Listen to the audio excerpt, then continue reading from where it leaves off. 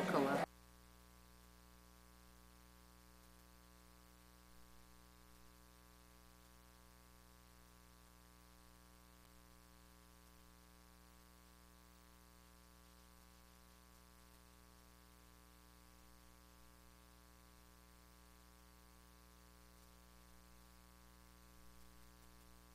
Convene the School Board of Education meeting April 9th, 2015. And we'd like to ask Carlos Alcala to lead us in the Pledge of Allegiance, please.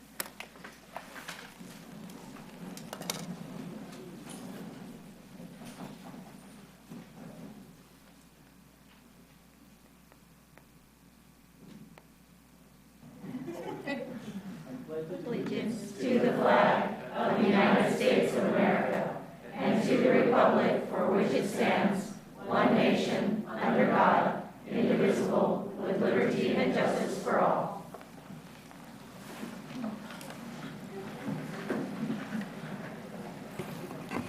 Have announcements of actions taken in closed session.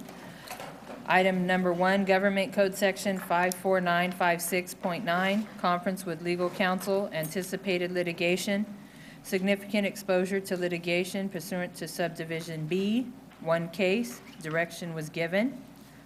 Item number 2, Government Code Section 54957.6, conference with labor negotiators, WTA, CSEA, and management. Superintendent Gillian was in attendance and the information was received.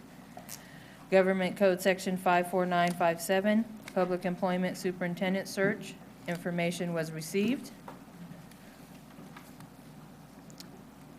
At this time, I do want to take a moment to send our prayers and our thanks out to the family of Steve Marsky, the editor of the News Ledger. He passed away today, so our prayers are out to his family.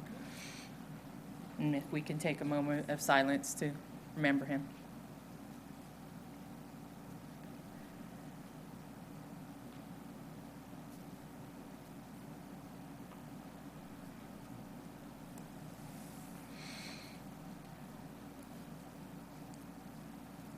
Thank you. On to communications and celebrations. Dr. Gillian. Thank you, President Cruz. I think I'll refer to these as communications. It doesn't seem appropriate maybe to celebrate right now in light of that, but we do want to recognize and thank Donald Clark Corporation for their generous donation of $500 for Elkhorn's 5th grade science camp. We're recognizing and thanking, of course, WTA for their generous donation of $250 for the Employee Appreciation Game Night at Rayleigh Field. Thank you, WTA, and thank you all being here to be recognized tonight for your donation. Thanks. We also want to recognize and thank SVA Architects for their generous donation of $500, again for the Employee Appreciation Game at Rayleigh Field. And recognize and thank Atkinson, Andelson, Loya, Rudd, and Romo for their generous donation of $750 for the Employee Appreciation Game. Thank you. Thank you. And student board member report. She's not here tonight. WTA, Dawn Stauffer.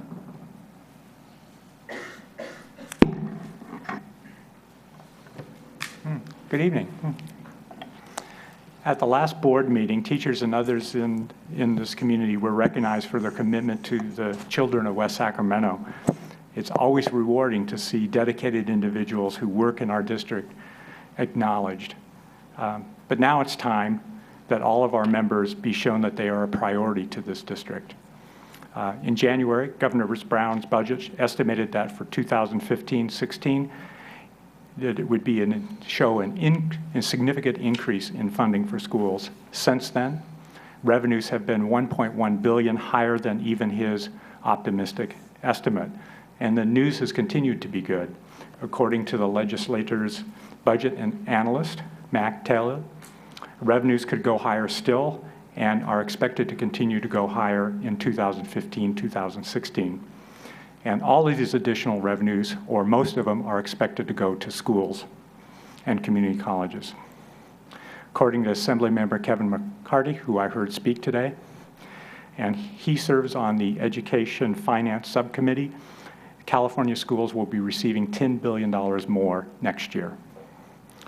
It should be patently obvious to everyone in this room that the district's finances are in good shape and will continue to improve.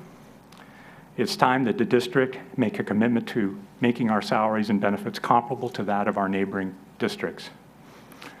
Over the past few board meetings, WT members have not only presented facts regarding the district's financial situation, but members have felt compelled to come forward and address the board and share their own personal stories, and you will hear more personal stories tonight.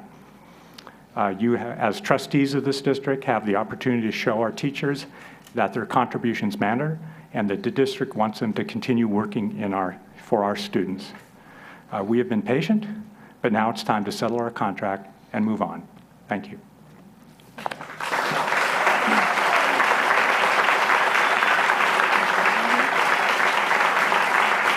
CSEA, Deborah.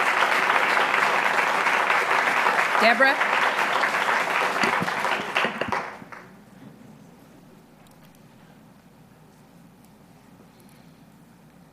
Deborah, CSEA.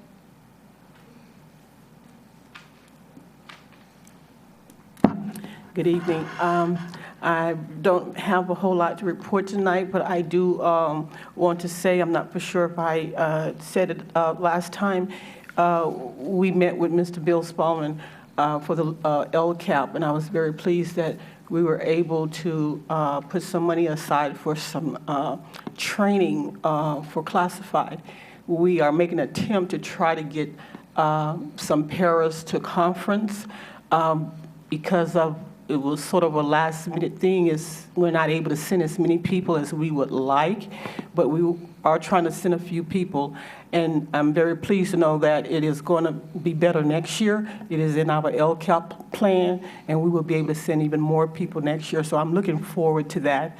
And we have another day of negotiations next week. Thank you.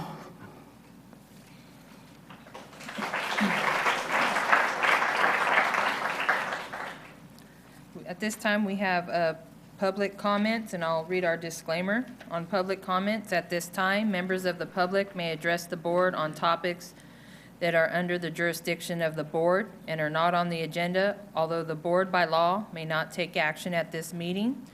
Education Code 3514535. The board may limit the total of time for public input on any topic to 20 minutes, unless it chooses to waive the item limit for a particular item.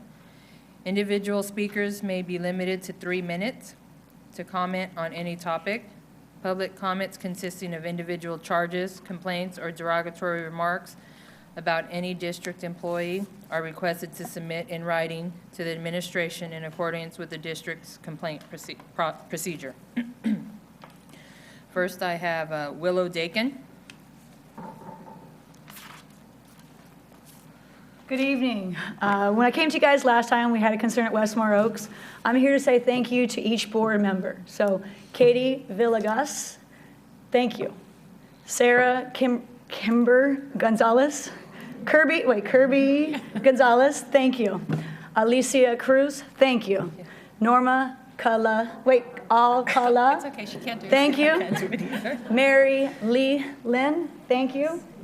Scott Lanceberger, thank you. Dr. Rebecca Peachin, thank you. And William Spalding, thank you. My students want me to say also to all of you, thank you. Superintendent Dr. Dayton Gilliland, thank you. I apologize. Let me try that again. Gilliland, thank you. My students wanted me to show you the shirt that they presented me for coming on their behalf. And show everybody here. Okay? My students also wanted to say thank you to the Barrett family, Mrs. Barrett, for speaking up on their behalf.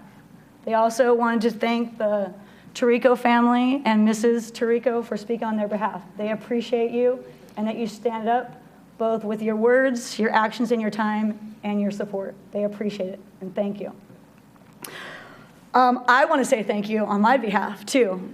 It has really changed the culture at Westmore Oaks. We have class meetings, part of our OWS, O-W-S, you guys know these trainings we do at our school sites. I can't say it, but we've been having class meetings. The next morning after I spoke to you guys on our behalf, we had a class meeting. I printed out the email that I received. The kids expressed in a sporadic circle You English teachers, you know what that is. Sporadic, sorry, I'm saying it wrong, apologize. We did that in physical education, and one of the things that I want to express to you is they want you guys, board members, assistant superintendents, parents, Dr. Dayton, Gilead, to stop by. They want you to see how we use our tennis courts. Drop by anytime. They want you to see how we are using them and how they want to express their thanks, both verbally and in action. In our class meeting, one of the things that I wanted to share with you was that they were overjoyed. They were hooting and hollering, cheering. They were like, Dragon Pride, brace yourself. Dragon Pride, brace yourself. Reach one, each one. Because in that program, the Reach One program with Kevin Barisi, who's at all of our school sites, our kids were doing that during our class meeting, and they were saying your names, and they were praising you guys and lifting you up. And they wanted me to express, I had one boy, he was crying. He said in our Socratic meeting was, I'm amazed that these guys care about us, about our school, and they actually listen to us. We want them at our school. So thank you. Thank you.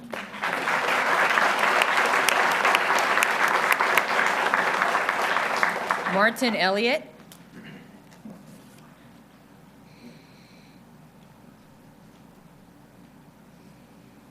Hi, thank you for listening to me today.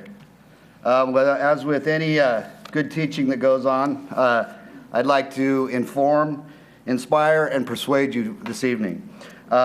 First, I'd like to inform you that the people you see in this room are people just like you. They have families, they have children, they have grandchildren, they have grandparents, and we're busy with our lives, and so we want to move on from this. We want to inspire you to encourage your fellow board members and district office officials to put together a fair plan that we can all agree with.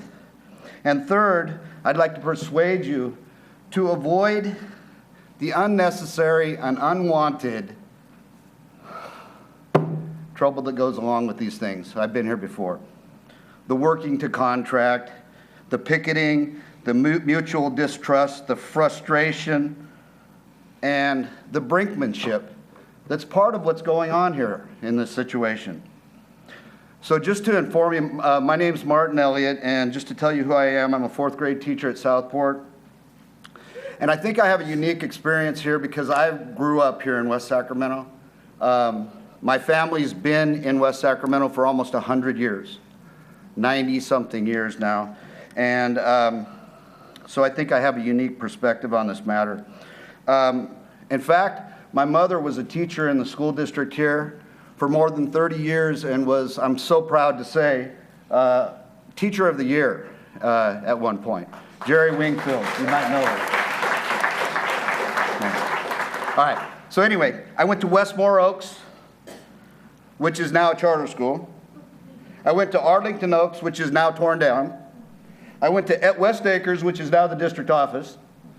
And I went to James Marshall, which became River City, which is now Westmore Oaks. Okay. So anyway, I've raised 2 children in the school district. They both graduated. They're both successful. My son is a business manager, and my daughter's a nurse. And also, I have a wonderful grandchild named Kalia, and she's a first grader at Bridgeway Island School. And I'm so lucky to have her, and she's such a wonderful person. Last year, she worked with Melody Bosley, who is a person that I went to school with at River City High School in James Marshall. And she taught my kids. And last year, she taught my granddaughter. And then 2 years ago, I had the opportunity to teach her child, Carlos, who's a wonderful young man. And so my speech today is about community, that these people in this room represent community. That's what we are. And so I want to just point out that I was inspired to become a teacher by the teachers that I worked with in this district. I just want to point out one person or two. One is a lady named Jane Budd, who was my 6th grade teacher, and then later invited me to be the master teacher when I was in the teacher credentialing program. It's about I community. apologize. I've run over, I'm sorry. Yes, I need you to wrap it up, please. Okay, We and have- we I'm have several others almost that done. want to talk. I apologize. Okay. So anyway, all I'm asking is that just be aware that we have wonderful, wonderful teachers, young teachers in this district who, as other people have stated so clearly, they may be moving on, and they're a wonderful asset that we can't afford to lose in this district. We need to do the right thing.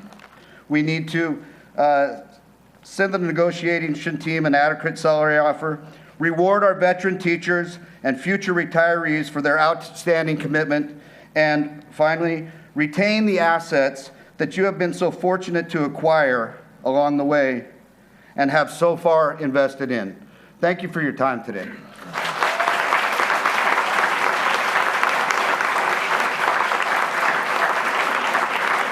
Alan France. Alan France.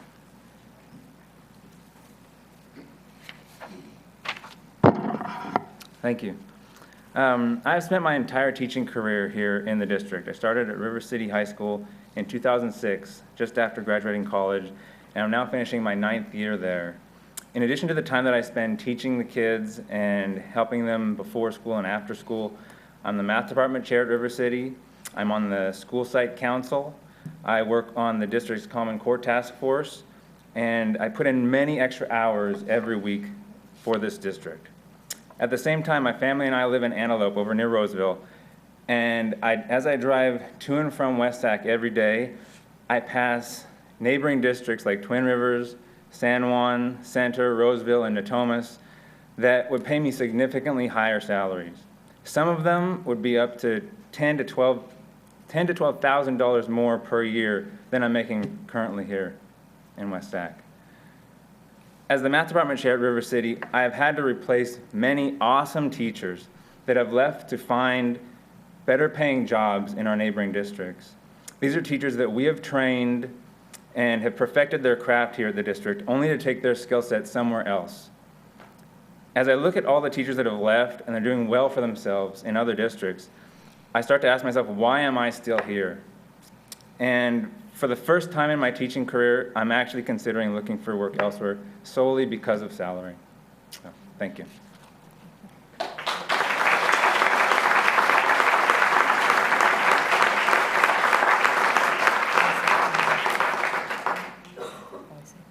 Mike Buse.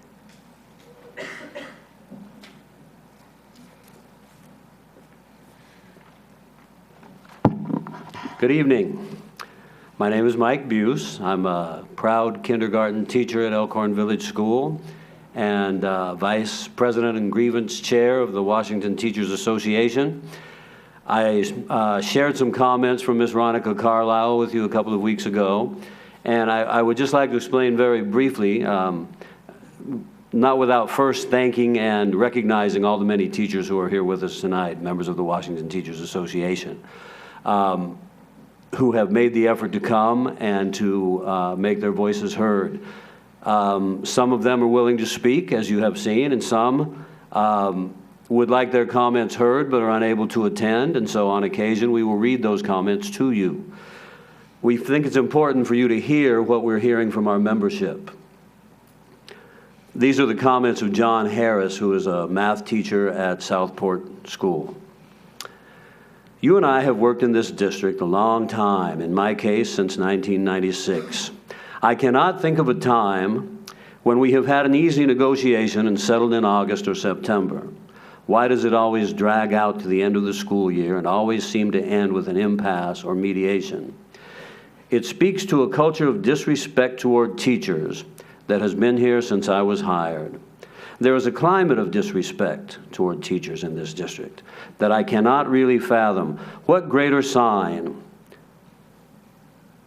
says Mr. Harris, of a lack of respect for teachers than the negotiation history of this district?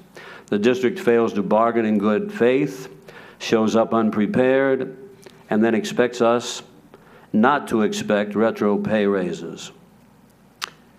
There needs to be a seismic shift in the attitude of this district toward teachers.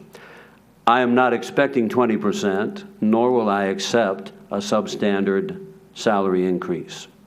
It is just frustrating to have friends in other districts who settled with their districts back in September or October. But in Washington Unified School District, let's string the teachers out for another month or 2 or 6. I don't know, but it really makes you question the district leadership's commitment to all that nonsense they spout about quality education. Again, these are the words of Mr. John Harris, teacher at Southport School. Thank you.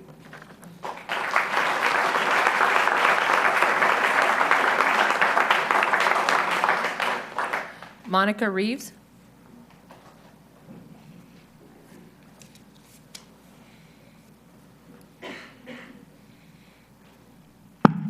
Thank you.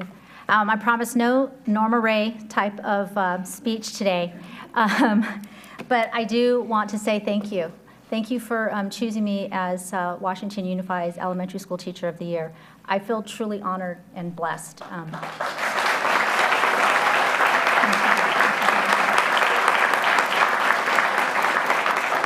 I've been a teacher for 23 years, and I absolutely love it.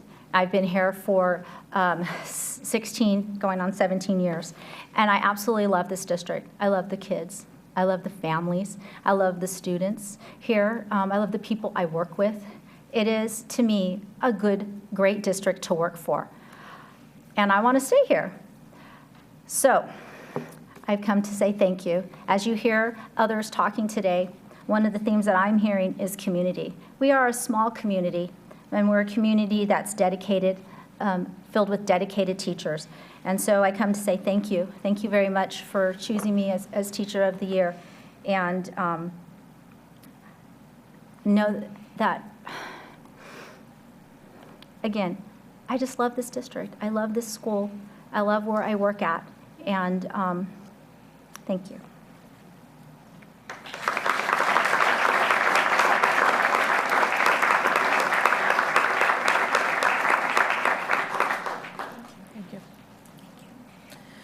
Tiffany Colasanti.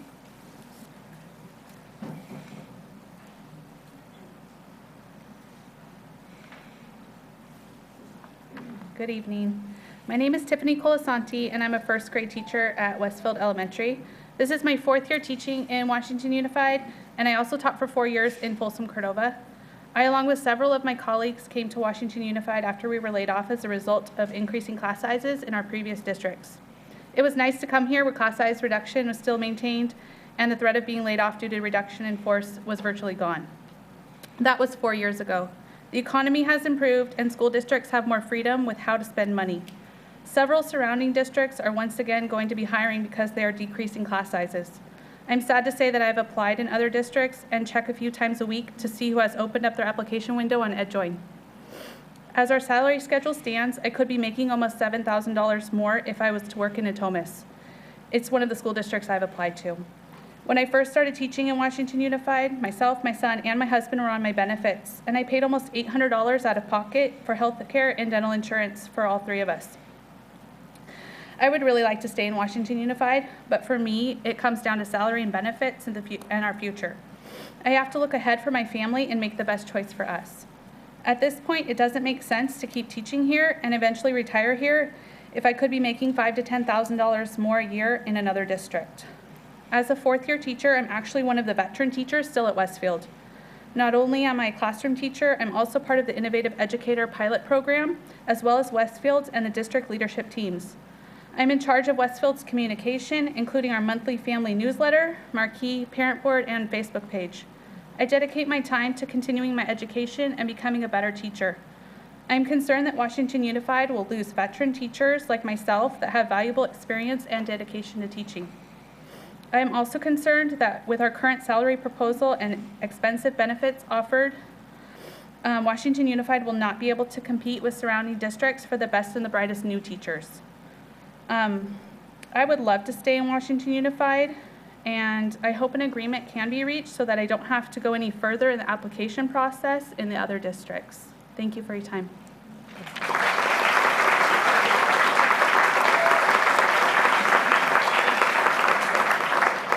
Brianne Donnelly.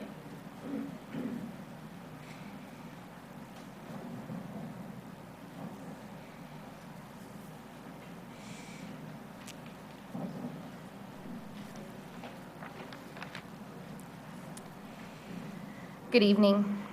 Last week, the playground at my site, Riverbank Elementary, was hit with the most recent and most disturbing event of vandalism. After clearing the mess that the fire left behind, the disappointment of all of the break-ins and all of the thefts on our campus swept over me. I then found out that the innovative educator devices at our site that were granted will not be coming until they figure out how to secure them better. I have noticed safety measures are finally being implemented after 7 months of robbery and vandalism, over 15 since September. I don't feel any more safe or at ease, though, just sad and very frustrated. Lately, friends and family have been asking me, have you thought about moving districts? My name is Brianne Dinelli, and June will bring the end of my 8th year here in the district. I can proudly say that not once in the first 7 years of my tenure here have I even considered leaving. I always responded with, of course not. Why would I? I'm treated well, and benefits are great. Well, here in my 8th year, I don't have an answer, because for the first time in 8 years, I feel like I'm not being taken care of financially or professionally. I've been feeling neglected at my own site because of the lack of attention of my students' safety and my own. And now I must say, being in negotiations, continuing negotiations over salary, where there is a refusal to move or sway, is an insult. I'm not insulted that I don't get paid the same as my friends in neighboring districts. I am perplexed as to why we don't deserve the rally for our salary that a true negotiation should provide.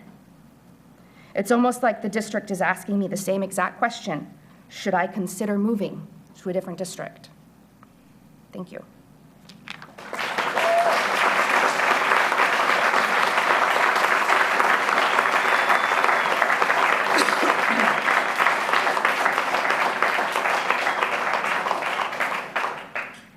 I have board and superintendent comments. Board member Leland? No comments. Board member Villegas? Board member Alcala? Nothing. Board member Kirby Gonzalez? Got me emotional today. I think I share with my colleagues that when I first came to West Sacramento, I looked at applying to Washington Unified, but I couldn't afford the pay cut. We had to share a 2x2 meeting, and we talked about the demographic report. We talked about where growth would be, and it was a good discussion with the city and looking ahead at where we were going to go. So we will be doing demographic reports now every year, which we appreciated. There is a curriculum council meeting on April 16th. We have not had one since the last board meeting. And to share a really special moment that I had that I definitely could not replicate, I know. I got to enjoy Carmen Wright's classroom in Elkhorn, and I asked to come in on a Friday. I had the day off on a Friday before spring break. Little did I think that through, that I was asking an educator to come into her classroom at the very end of the day before spring break. And I felt terrible when I realized that, and I reached out and I said, did you realize that I signed up right before spring break?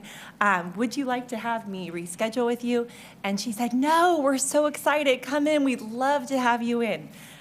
These are middle school kids. I've been on many, many, many middle school campuses, and the experience that I would have moments before spring break was nothing like I had in this classroom. It was so magical.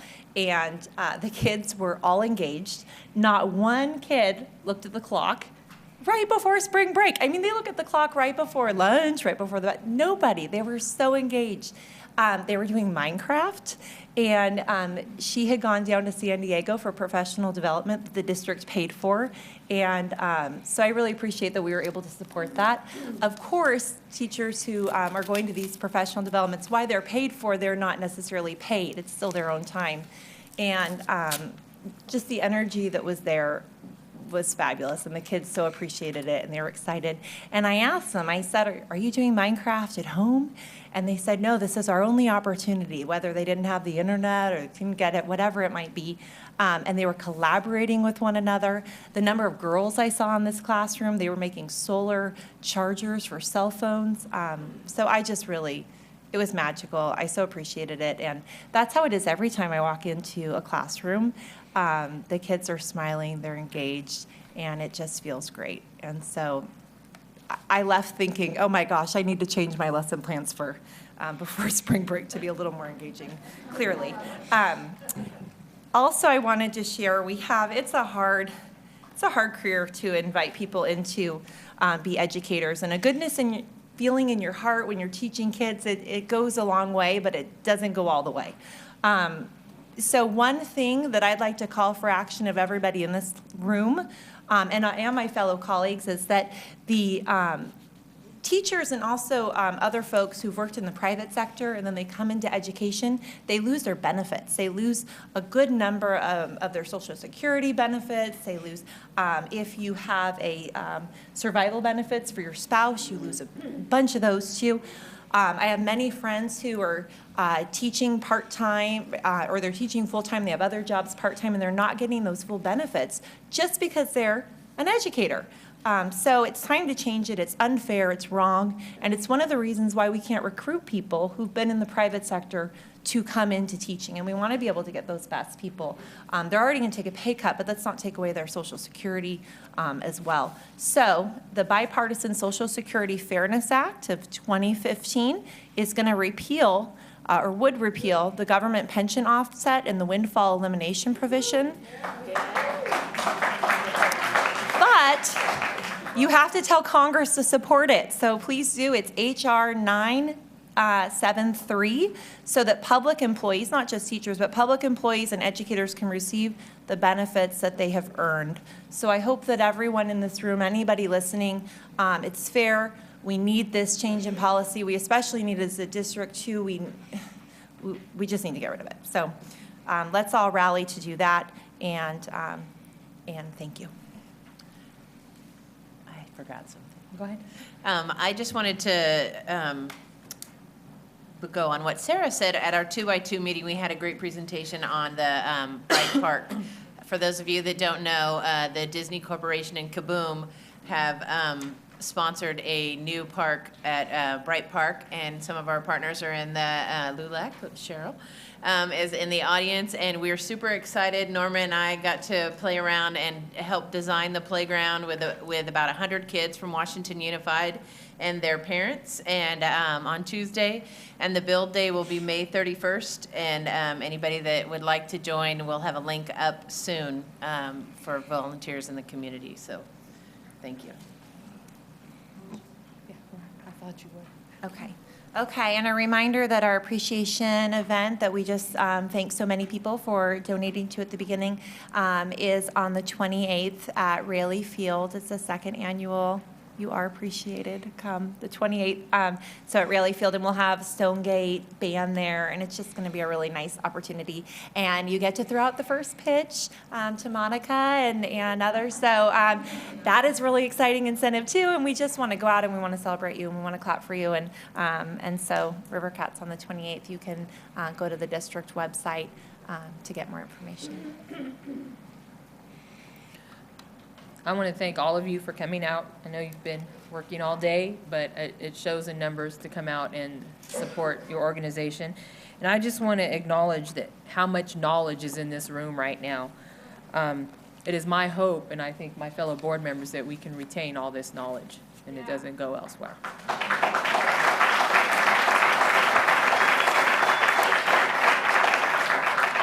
I also want to thank the River City High School Phantom of the Facebook page. I don't know who you are, but I know it gives us so much information. It's hard to get information out there, but that's a great website, and whoever's doing it, kudos to you. And I also want to remind everybody that the River City Athletic Booster Club is having their Fish and Chips fundraiser all-you-can-eat dinner next Friday, the 17th, at the VFW Hall. The tickets are $20 for adults, $10 for kids, and we're just about sold out, so if you come to the door, you may not get in. So early bird gets the worm, or the fish, sorry. And Dr. Gillian? Thank you, members of the board. I just want to draw your attention to a sheet you received of upcoming events. This is a work in progress. We're adding to it all the time, but the next rendition you'll get probably midweek next week. with some additional information, but, and it'll have a date on it, so you can toss this one when you get the new one. But I wanted to make sure you are aware of a lot of activities going on. Thank you. Can I just add on that date? It would be helpful if we could add the times that the event starts along with the dates. What's the times on it? Is that one? The times are on. The times on there? They're on the plate. Katie, we do have times there. Yeah, sorry. See it? Left. See how responsive we are to your request? Fast. We're up to information discussion items. Item number 1, discussion regarding California Voting Rights Act, CVRA, and board trustee areas. And we'll give just a moment for the room.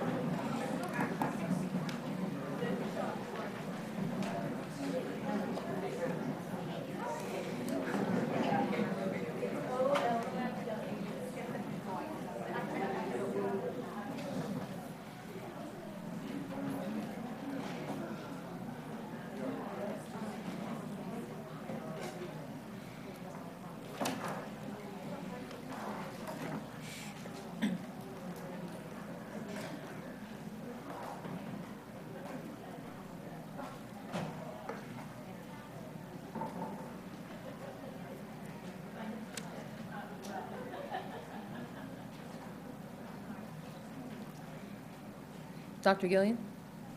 Thank you again. As the board will recall, I've mentioned that we've had a couple conversations regarding the California Voter Rights Act in this district, and we presented to the board on a number of occasions the recommendation to go to trustee areas, if you will.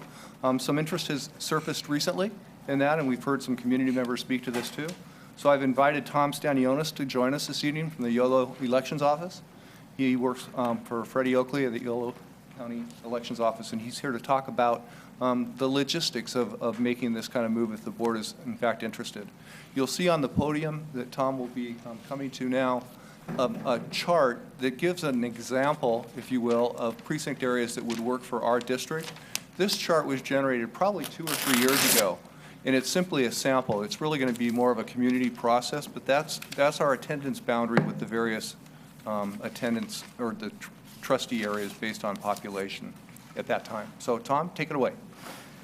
And yes, this is simply an example of about the size of districts. It's not meant to be in any way politically expedient.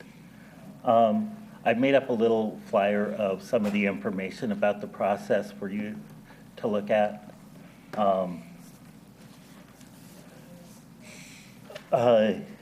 You'll be the, I want to say, 7th district that I've worked with on redistricting.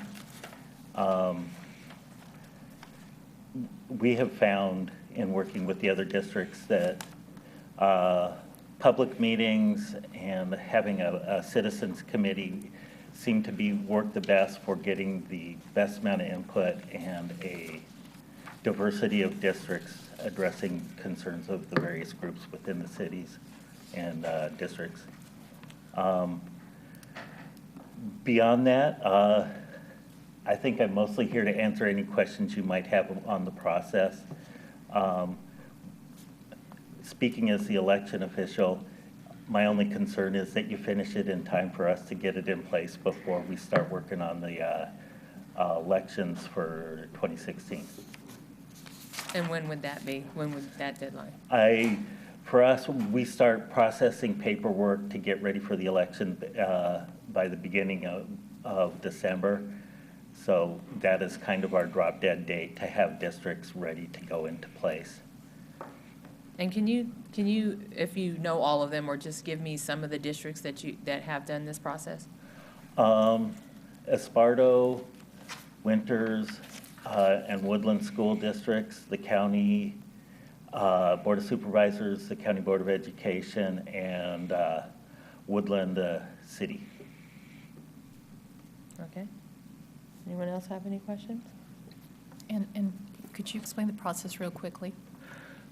The process as it has worked for the other districts is the district would appoint a committee that would hold meetings to hold an initial meeting or 2 or 3 to get input from the community about what the communities of interest that the community wanted to be preserved in districts.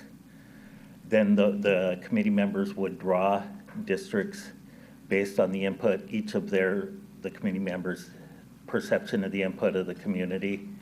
Then they would meet to go over the different maps that they had drawn, and typically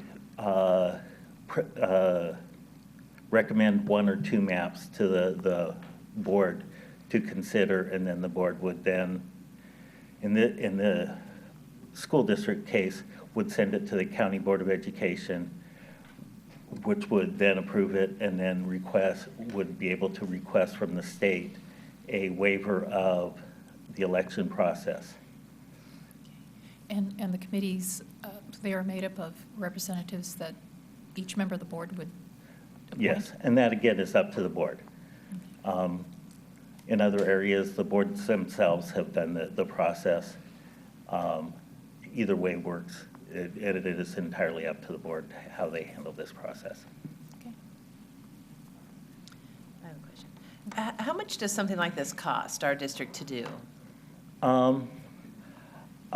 Depending on the number of meetings in that, the typical would be around $10,000 to $15,000 for my time and the equipment and software that I'll be using. So that's your time, but then our staff have to be involved, right? Or no, or what? That is up to you. I don't know that. I only know what we have built out for the process of creating districts. And that involves not just working with you to create the maps, but also implementing the maps at the election level. And having seen the first round of elections that have gone through with the reduced districts, you'll probably save at least that much on your first election involving the new districts. So that's your cost, though, but what about the cost to our districts and to get it on the ballot and to write the language? If you get the waiver from the state, it would not need to go to the ballot. Okay, so it's just approved through us. Mm-hmm. So it doesn't go to the electorate. It may or may not. The education code allows the state to waive the requirement of an election for a school district, particularly in the case of a California Voter Rights Act district. And again, I'm not an attorney. You would want to talk to an attorney about that process. So who didn't go to the electorate in Yolo County? The only district that went to the electorate was the city of Woodland. The school districts all got waivers. Wow.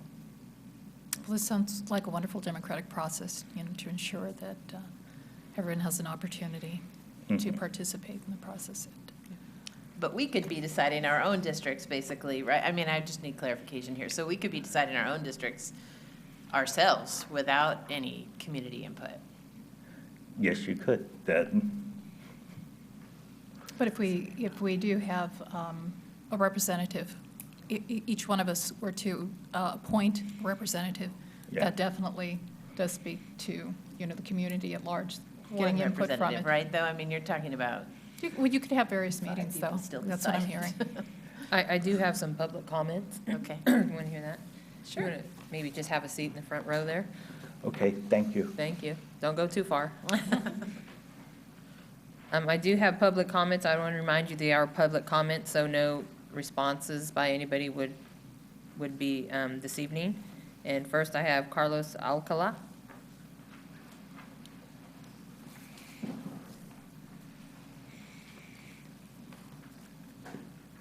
You scared me last time with Pledge of Allegiance. I was just like, whoa.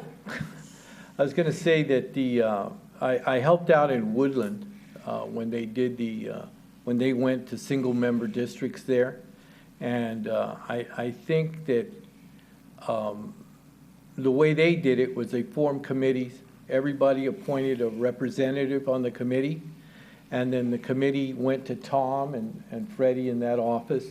And they came up with several maps. There wasn't just one map. There was several maps.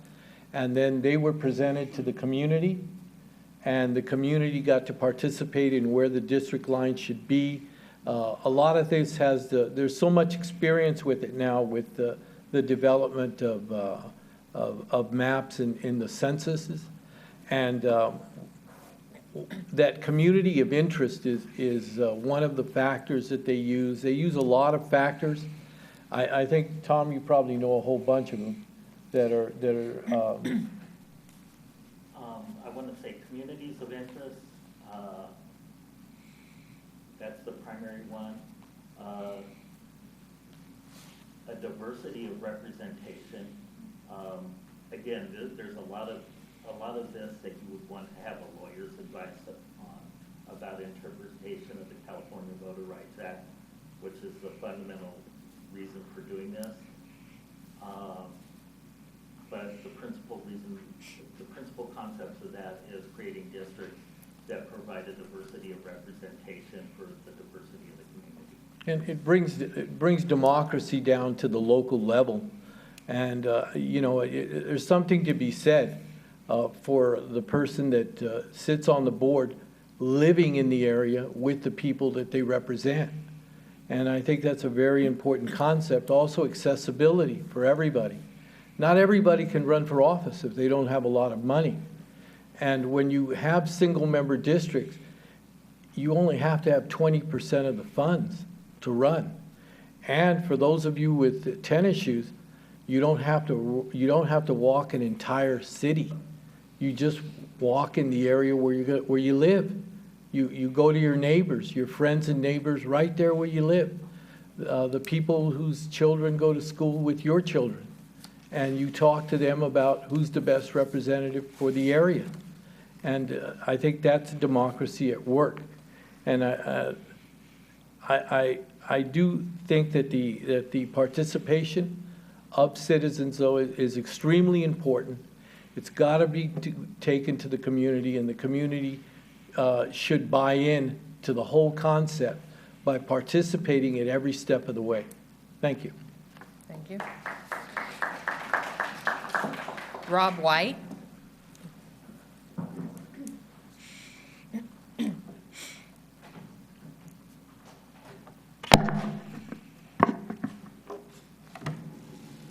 Hello, my name is Rob White, and first I'd like to thank the board and the administrators and all of the leaders in the Washington Unified School District.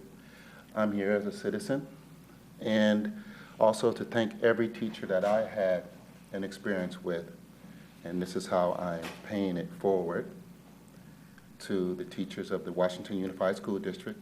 I've lived in the city for approximately 8 years. My child is already, I only have one son.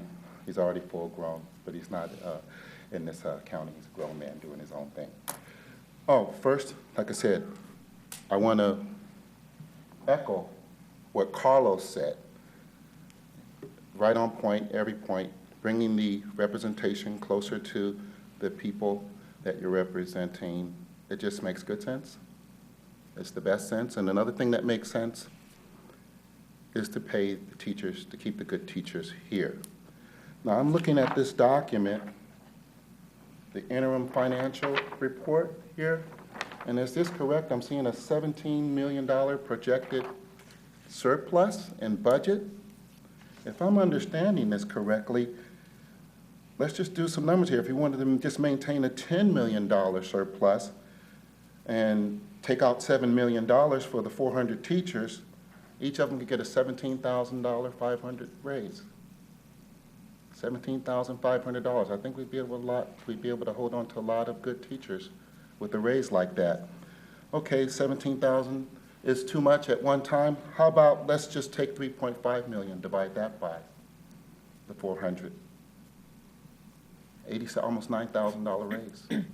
Seems like it's the best and the smart thing to do for the people who are going to take over where we leave off.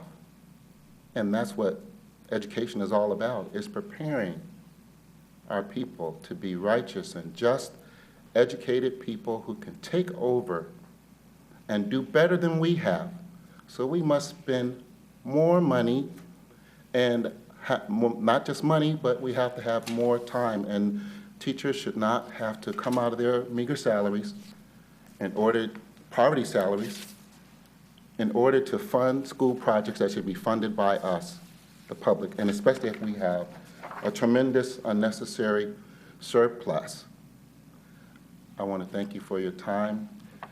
Again, please, teachers should not live in poverty or near poverty levels. Thank you very much.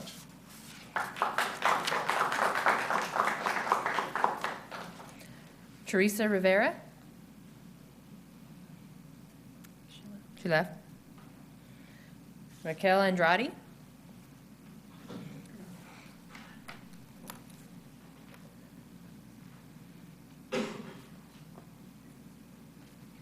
Good evening, board members. There are two topics that I would like to talk tonight. The first one is the Measure V money. If I am not wrong, it's $49.8 million. That's gonna, I was checking the list that what this money is gonna be used. And everything is like, for me, is replace, remove, those type of things, except for the technology that they are going to implement in some of the schools. But I've been thinking, especially from the school Westmore Oaks. I'm going to talk about Westmore Oaks. And as you know, that school is really, really old. Probably your grandkids, some of you went there. And I think for us to repair or replace something there is not a very, how can I say? It's not a conscious thing to do it, because we are sending kids to this school with a lot of lead, mold, and I'm pretty sure the pipes, they have a lot of lead. I didn't want to go to the district to ask for information about the reports about the lead in the water, because I know it's so hard to go to the district and get some information. I did it in the past. I'm still waiting for the response. So I was thinking, I always like to think big, you know, if we use this money to build something else, a big project, not just portables. We're not in third world country, you know, and portables, really, my kids, they were there. And they are with a very treated wood, and that's damaged the health of our kids. My daughter goes to Westmore Oaks. Monday to Friday, she's sick. Not only the construction, it's so old, we have the freeway next to this school. You cannot walk on the halls in summertime. It's like you are walking, you are in your garage with your car running. That's the smell. You know, it's inhuman for the kids to be there. And that's something that you should consider, to patch this school here, a portable here, or to patch the mold, or to replace the air conditioning. Really? We're not going forward. I think a big construction, a good school, a new school will be great for this city. We need to stop thinking small. Let's think about big and do something like a 2 or 3 story school. That's one thing. And I hope, I don't know, you already have the list and everything for this money, how to be used, but I'm pretty sure everything can be fixed.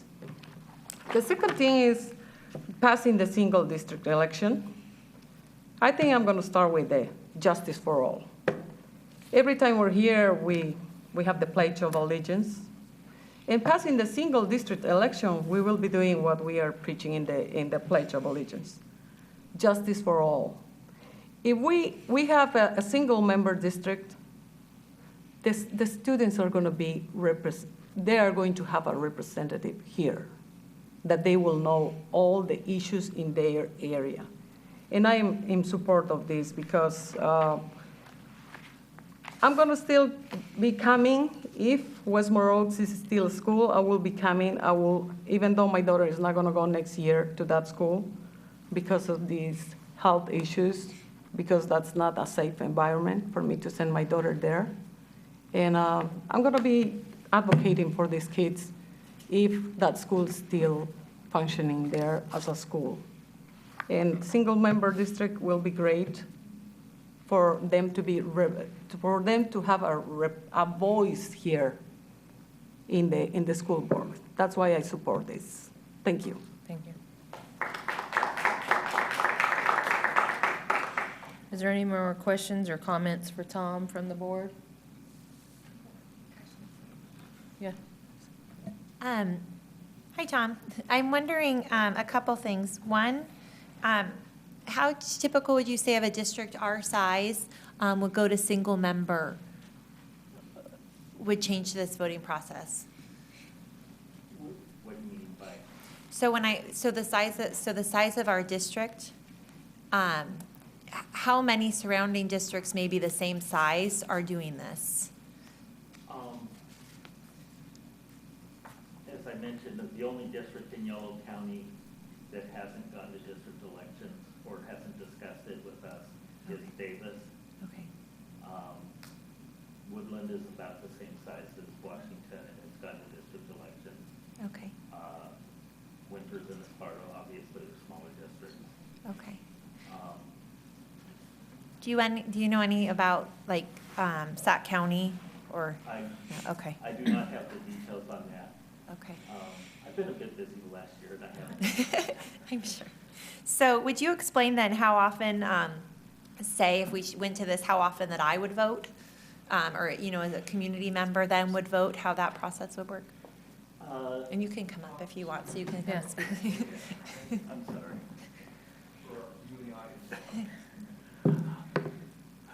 I kind of wanted to avoid it for the viewers.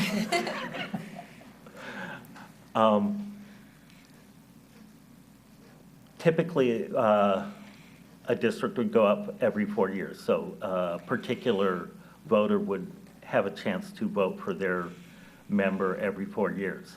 However, if only one candidate files, then by election law, that seat would not go up for election. So at most, once every 4 years. Okay. But possibly less than that, less often than that. Okay. And then you mentioned costs of about, for you, 10 to 15,000. Is there any ongoing or change of costs for a district to do this? Is there any ongoing with anything at the elections office? There are the costs for each election. Again, those will go down with the smaller areas that going up for election. Okay. And then in addition, every 10 years after the census, there will be a cost for redistricting. Okay. And one, just out of curiosity, I know it's a little different, but one of the big costs, I think, when making the decision to run is our the voter guide and having your submitting to the voter guide, and having it in Spanish and in possibly Russian as well. And I looked at other areas, and ours is more. Is that a piece that we could look at? And why is that? The biggest piece for that is that the other districts that were going up for election all were had gone to the smaller trustee areas. So it's less places to send So it. it will be significantly less. Okay. Did you have questions? Yeah. So in 2016, for example, 3 of us are up, me, Sarah, or Alicia, and Mary. How does that go to districts? I'm totally new to this, so. There is another piece of the process that I probably should have mentioned, which is after you decide on the districts, then you assign the districts to the seats that you each hold. And so those 3 seats that go up for election may be the districts that you're in, or they could be other districts. It is up to the board to assign which seats go up to election in which elections. Wouldn't that defeat the purpose of having the person living in that district if you didn't live in it? You wouldn't be up for election, I know, right? I mean, that's what you're saying. Yeah. So it would I defeat the mean, purpose of why we would even want to do this. again, that is a political decision for the board. I won't comment on it further than that, really, because there are many permutations. In the city of Woodland, they had 4 members that live in one district that's going to go up to election in 4 years. And I would have to add, I have talked to the folks that worked on this in Woodland as well, and they had different issues on their board. You know, I've said this before, we're spread out throughout the city. We're fairly representative of our electorate, and I think that they had different issues and different reasons for going that way, so. I just that we're want not facing. Can we comment on that? I just want to Sure. say Yeah, it's we're wonderful that we, discussing. okay. It's wonderful that we do have this, this representation on the board, but when you have single member, it's going to guarantee that the democratic process stay in place. One of the problems they had in Woodland is everyone lived within like blocks of one another. So this is a guarantee that you have more people participate. And Sarah, you brought up a really good point that, I mean, elections are expensive. I think we all know that. So when you have, a smaller electorate that you represent, I think you have more people interested in the democratic process. I agree with that comment, and I agree with the concept. I work for the Los Rios Community College District. We have trustee districts, and, we all know our trustee, and she's, at our college all the time, and we can count on her to be at our specific events, and, I like that personal connection with the trustee in that way. I just am not, clear about the process for school districts sunsetting it up. Just want to make sure we're doing something that's worthwhile and cost-effective. Because I think we do, like you said, we do have not that diverse of a board. We have 4 women with Hispanic last names, but I think that we do represent the areas of the city. But I think, Norma, to your point, we're the elected officials now, and we're trying to build something for the future. So we may not have this mix in the future. We want to guarantee that. So that's one reason why we think it could be important for the future, not for anything that's wrong right now in a particular community not feeling representative. So, I'm open, willing to listen and learn. I do wish we had a few more facts and figures, though, from other counties, other communities that have done this, because it sounds like it's so fluid in the way you can set it up and models that you can build. And, if we're going to do something like this, we want to do it right the first time. My only comment. Thank you. So Tom, I have a question. When you mentioned applying for the waiver from the state, what timeline is, if we apply, what is the turnaround time? Do you have an idea? I know it was 2 to 3 months before we got the confirmation from the state for the other 3 districts. I don't know if that is typical. I just know that that was the time that it took for us before we got the confirmation and from them that the waiver was granted and that my office could start implementing the districts. So we would need to start the process soon. Yes. I encourage you to be expedient and be somewhat aggressive. It is probably easier to maintain public interest in a public process if you have the meetings on a timely, continuous basis and then not spread out too much. But that's the extent to which I'm going to dictate that. I think my impression is that it sounds like you're ready to go ahead with this, and that if you did so, you would do so expediently, so I'm not worried about it that much. Well, thank you for having the faith. Yeah. Sure. I'm seeing both sides of it, so I definitely see both. I think I need a little bit more information first. So the process that it sounds like you go with is talking about appointing somebody and having those folks then decide on the areas. But for me, first, I want to, I think, have a little bit more of a pulse of the community to make sure. I know we have folks here, and I so appreciate who've spoken, but I haven't heard from, everyone. I'd like to somehow see if we can find a way to get more information first from others, because the only pieces I'm grappling with are One, I spoke tonight about going, for example, to Westfield and you know, a place I love, and there's schools, love visiting schools all over the district. And so I just want to make sure, for example, for me, that I still want to represent every piece of the district, you know, not, I'm just grappling a little bit with that part of it, because I feel like getting out to every school and feeling ownership of every school is important, and that piece I feel is doable with the size of our district to get on every campus. But I certainly understand wanting to get people, making sure that we have equal representation of everybody having access. It's expensive to run, not typically, but we did have one outlier one year with a very expensive election. And then the other piece for me, the only other one I'm grappling with is voting every 4 years. So I love having, you know that you have somebody right there in your community, but you're giving up a little bit of a power in the sense that you only get to vote once. And as we know, it takes many people to get anything through. So I kind of like having power over everybody I vote for. So those are just where I'm grappling. I see both sides of it, and I'd like to hear a little bit of the community input. So have you done that? Have there been community meetings? Or what would that look like, maybe? To be quite honest, the other districts that went through this process largely at the urging of their legal counsel. Oh, okay. And so while I appreciate the desire for public meetings, that really wasn't an option for them. Okay.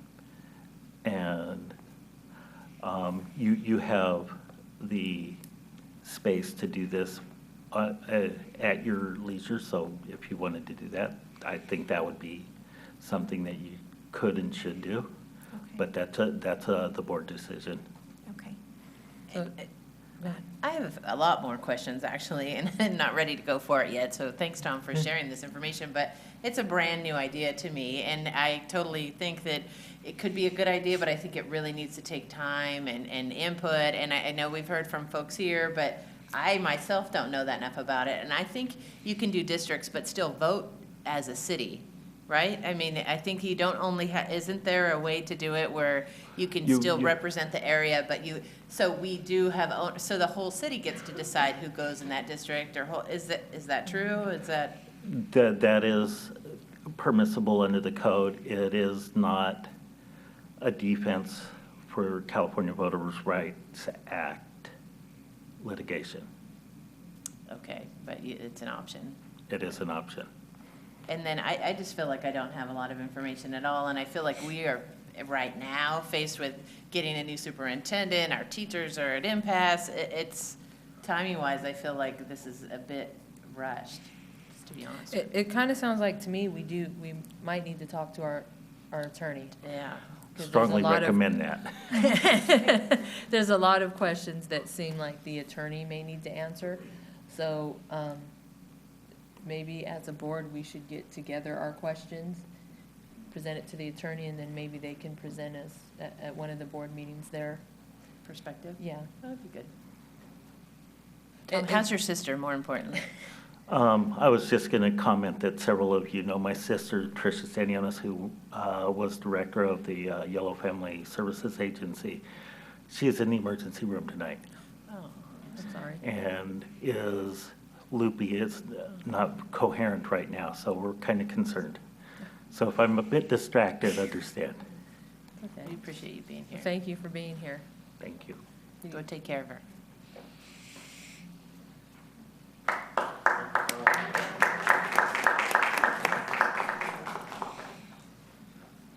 Item number 2, the English Learner Update Performance Indicator. Bill?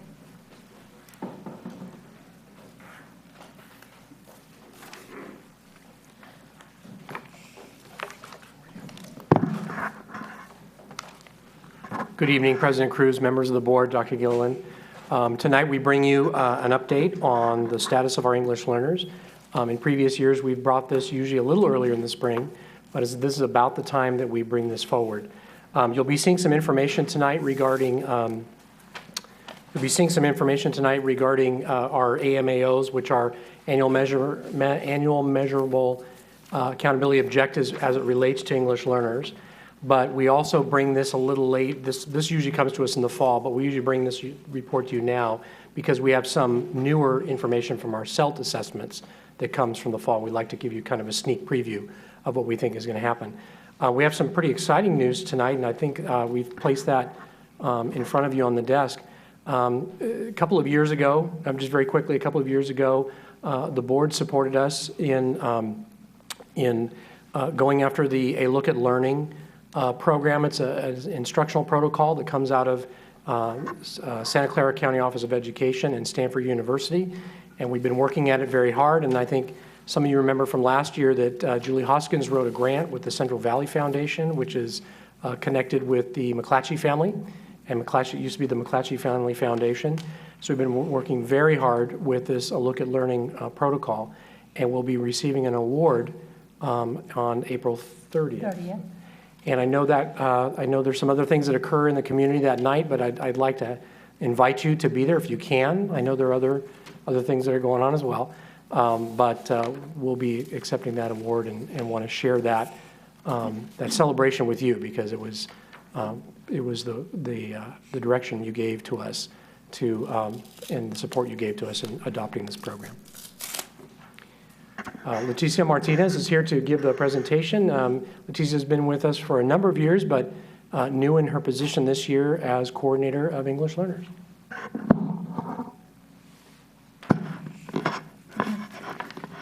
Good evening to all the board members. My presentation will begin. Okay. You can do it. Okay. Improving outcomes for English learners. I'll be covering CELT results, talking about LCAP as it pertains to English learners, LPAC, the new CELT assessment, and the ALL implementation at 3 of our sites in the district.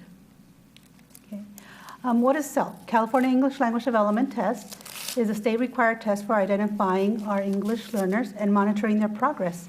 It has 3 purposes: identify English learners in grades kindergarten through 12, measure their skill level in English, check their progress in learning English each year, that they're going up a level, and 1 factor in the reclassification process.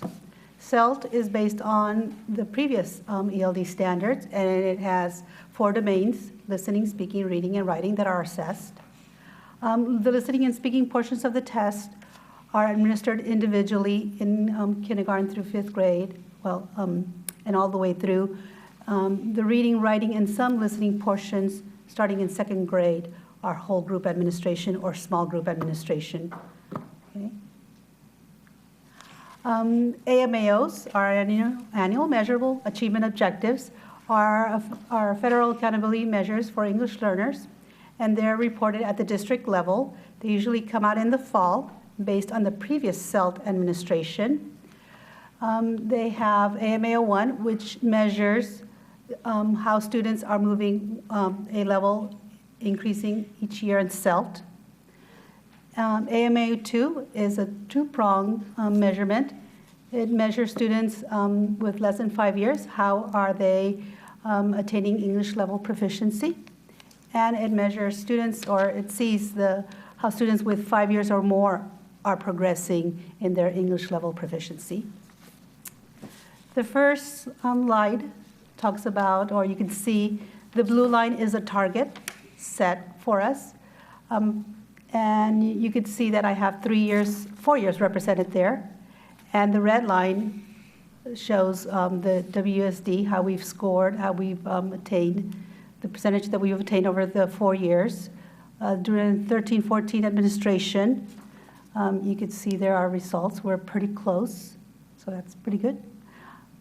AMAO 2 talks about students with less than 5 years in U.S. schools. And again, the blue, the percentage, and the red, WSD. And again, if you note that the target is increasing every year. So again, every year we're trying to meet that target. And in this one, we're only 1.5 away from meeting the target, so pretty close. AMAO 2, students with 5 or more years. This one, again, you can see the percentages, the target, and where WUSD attained percentage. Again, this one has the long-term English learners are more in that cohort right there, and that's an area that we've been working to target and some interventions early on. Long-term English learners, I'll be talking a little bit more about them, but they are an area that's a concern for Washington Unified, but it's also a concern throughout the state on how can we better target and meet those students' needs so that they can be reclassified and not be long-term English learners. This is a graph that I queried out of our Illuminate data system. It compares the CELT administration from the 2013-14 school year to the 14-15 administration. So if you kind of focus at the bottom right and just look at the two color graphs, you could see that the, our most recent administration during the 14-15 school year, you could see that our bands, our students are increasing and they're moving up at the higher advanced and early proficient. So we have an increase in that area and a decrease in the lower bands of beginning and early intermediate. So that's good. That shows that this year, during the 14-15 administration, based on our data system in Illuminate, students are performing better. So we will have, when our AMAOs come out again for the district in September, hopefully our percentages will increase because it's reflected here. So, good news. LPAC, that is the new CELT when it becomes operational. Again, the new LPAC will have two separate assessments, one for our initial identification of our English learners, and then another one for our annual summative to see how our students are progressing from year to year. And right now, CELT is administered mostly in the fall for our annual students. But when LPAC becomes operational, it will be moved to 4 months after January. So the time of administration will change too. Transition to LPAC is based on the new K-12 ELD standards that were adopted by the State Board of Education in 2012. They are, the new standards are aligned with to the Common Core state standards. They are focused on oral and written production, and they are more rigorous than the previous ELD standards. The new test, the new LPAC, must be aligned to the new ELD standards. And we administered the CELT during this last fall, and we're still doing it now. And during the 15-16 school year, we will be still administering the CELT. But we will transition to the LPAC, the new test, during the 2016-17 school year. Again, contingent upon funding and approval by the State Board of Education. They're right now developing that assessment, so we'll see what it looks like in the future. Local Control and Accountability Plan, the LCAP,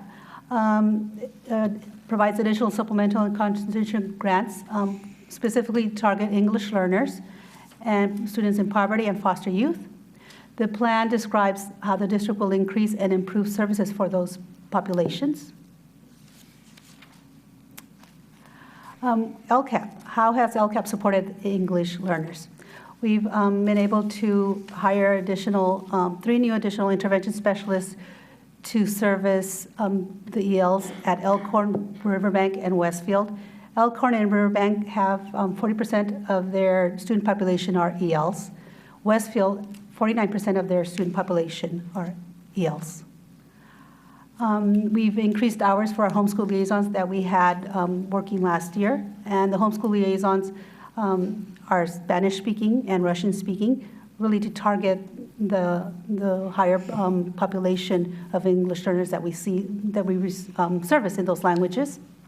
The coordinator of English learners was hired. Hired an additional homeschool liaison in Spanish, because again, Spanish is our highest population, Spanish-speaking population that we service for our ELs. So again, to make that real strong connection between home and school. Giving those parents much more access and understanding of our educational system and how they can better support their students. EL Summer School, we will have one this year, and I'll be speaking towards that in a little bit. Our EL Summer School will be targeting our newcomer students and our long-term English learners this summer. So we're excited to have that. As required for the LPAC, we need to know how are we doing. Again, how have students made progress toward English proficiency as measured by the CELT? Again, tying back to AMA 01, how are they increasing, or what percentage of them are increasing one level per year on CELT? And also, we need to know what is our reclassification rate for our students. In order for students to be reclassified, they need to have CELT overall score of early advanced or advanced. They need to, this year we were able to use the CST scores from 2013 because of course we didn't have a CST administration last May. And we also had to develop a district reclassification assessment this year due to not having a state summative assessment last spring. And we need teacher input to see how the students are performing, how they're doing in the classroom, and parent input. We also ask for their input. And the 4 criteria, when the students meet it, then they're reclassified. We also, as part of LCAP, need to have evidence of implementation of academic content and performance standards for all students, including our ELs. Okay. Title III Action Plan, the district has a plan that focuses specifically on English learners and what are we doing for them, what specific interventions and programs are we delivering to them. Again, one of the goals is for the students to keep on progressing one level per year on CELT, that they should attain English proficiency within 6 years, meet grade level standards, focus on again, focusing on long-term English learners, provide professional development, the new K-12 ELD standards, the new ELA framework that just came out in September, provide instructional and strategies targeting ELs, and including a look at learning, which is a program that we have again at 3 of our sites. Parent involvement, very critical part. Parent involvement, we've had LCAP forums throughout the district in the last couple of months to get input on updating the LCAP. Some of our sites have the Latino Family Literacy Project. It's a 10-week course, 2 hours every week. Again, working with the families on how they can help and support and work with their children on literacy. Parent Institute for Quality Education, PK, is being held right now at River City High School. It's an 8-week course, an hour and a half every week. Parents are learning about the A through G requirements, financial aid, how to help and support their children. The very last week, they have a graduation where the parents receive a certificate after completing the 8 weeks. And that certificate states that once their high school students graduate and they meet the requirements, and they're eligible to attend CSU with special eligibility criteria for them. So it's a really special certificate that they get. And then ELAC meetings that are held, English Learner Advisory Committee meetings held at the sites. And the DLAC, District English Learner Advisory Committees held at the district, where we give information to the parents about our English programs.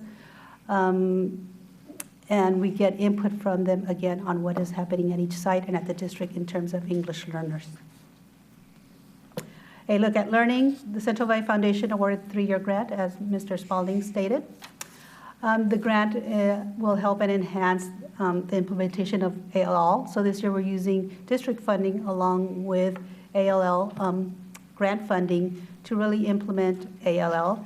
And ALL is a research-based program out of Santa Clara County Office of Education in conjunction with Stanford, and improves teaching and learning for ELs through collaboration and a cycle of continuous improvement. It includes additional time for teachers to meet and collaborate. We've also been able to hire Neil Tosa to help facilitate, train, and coach, team plan, team teach lessons, work with the teachers, train them on the new ELD standards. So that's been a great part of this ALL Central Valley Foundation grant. Also, we're working with ALL. We're working collaboratively with Santa Clara County Office of Education. Dr. Kenji Hakuda, a very renowned professor and speaker, dealing with EL issues. And we've also, part of it, network with 8 other districts that have been awarded the Central Valley Foundation. All the districts, and the Central Valley Foundation only awards grants to districts who are focusing on ELs. So when we meet with them as a network, we're able to network and talk about what they're doing in their districts and how we can benefit from that, and just a wonderful network to be part of. A look at learning cycle, again, planning for the teachers. They go and teach it. They come back, analyze based on the student work, reflect on it, and apply their learning. So always using that plan, teach, reflect, apply cycle to improve learning and outcomes for students. Again, 3 schools are participating in a look at learning. With the 3 schools are the ones that have the highest percentage of ELs, like I mentioned before. Elkhorn is focusing on content and language objectives. Oh, and I'll have Mr. Spalding go to the storyboards. These are the storyboards that we will be presenting at Santa Clara County Office of Education at the showcase that we will be attending on April 30th, where we will be receiving the award that Mr. Spalding received. So again, Elkhorn is focusing on content and language objectives. They are working on the collaborative cycle of using observational tools, focusing on writing, doing walkthrough data, again, and reflecting on that, analyzing it, taking next steps, working on coaching and peer coaching where teachers are helping each other, visiting each other's classrooms, giving each other suggestions and ideas and reflection. Riverbank is working on oral and written language production, instructional planning based on the ELD standards, grade level collaborative planning. So again, this is a storyboard, a lot of detail, but you have it in front of you. And Westfield. Westfield is working on depth of knowledge, instructional planning, again, walkthroughs, language production opportunities, writing, and implementing the ALL cycle, that plan, teach, reflect, apply cycle, that learning cycle, using it constantly.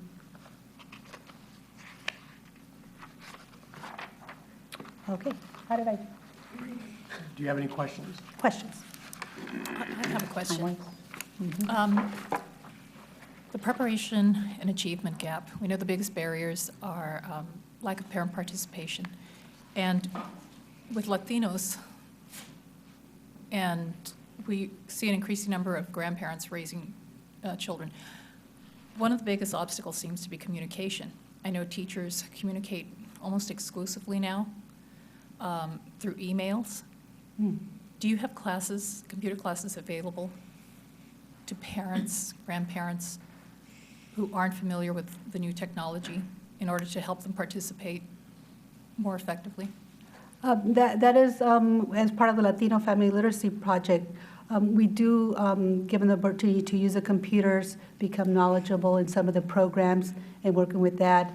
Through the ELAC, we do have them go to the computer and look at the homeschool site, look at the district website. So giving them that information and making them more comfortable with using the computer. So yes, we do have some opportunities where that is happening. And I guess my next question was, and for those that, you know, English is the second language, when they communicate through the computer, there are people on the other end that are going to be able to communicate back? I mean, is there someone there that helps them? On the homeschool liaisons, that's one of their primary jobs, to make that connection and bridge that gap between the English and the Spanish, or the Russian and the English at home. So that is their focus, to really communicate. The teacher would probably send an email to or talk with the homeschool liaison, contact this family, communicate this or that. The homeschool liaisons are also very involved during parent conferences. They're there at the different sites, being translators for those languages. So that's one of the areas that we increased our homeschool liaisons through LCAP, because we saw that need. So that's been really helpful. Thank you. I have. Go ahead. Well, thank you for the report. You know, when Julie left the district to retire, I just didn't know who was going to be able to fill her shoes, and so it was just a real joy to hear you report out on yeah. Well, she's my mentor, and she's always been my mentor and will always be my mentor. So. Well, you did a great job on your own. So congratulations.